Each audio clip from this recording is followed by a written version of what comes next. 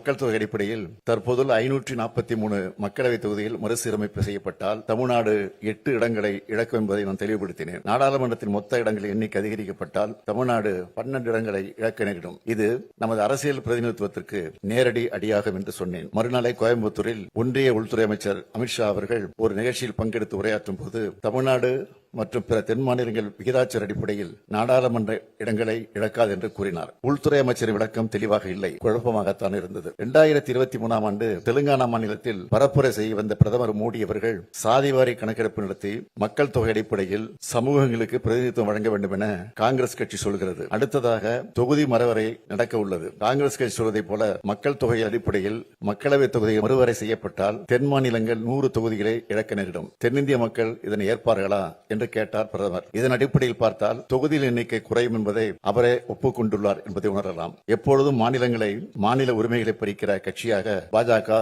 இருந்துள்ளது. அவர்கள் தங்களது உள்நோக்கத்தை தொகுதி சீரமைப்பு திட்டத்தில் செய்ய நினைக்கிறார்கள். இதனை எந்த மாநிலமும் அனுமதிக்க கூடாது. இந்த அச்சுறுத்தலை உணர்ந்து முன் எப்போதும் இல்லாத ஒற்றுமையுடன் தமிழ்நாடு செயல்பட்டு வருகிறது. இதே போன்ற ஒற்றுமையை இந்த அரங்கில் உள்ள அனைத்து மாநிலங்களும் காட்ட வேண்டும் என்று கேட்டுக்கொள்கிறேன்.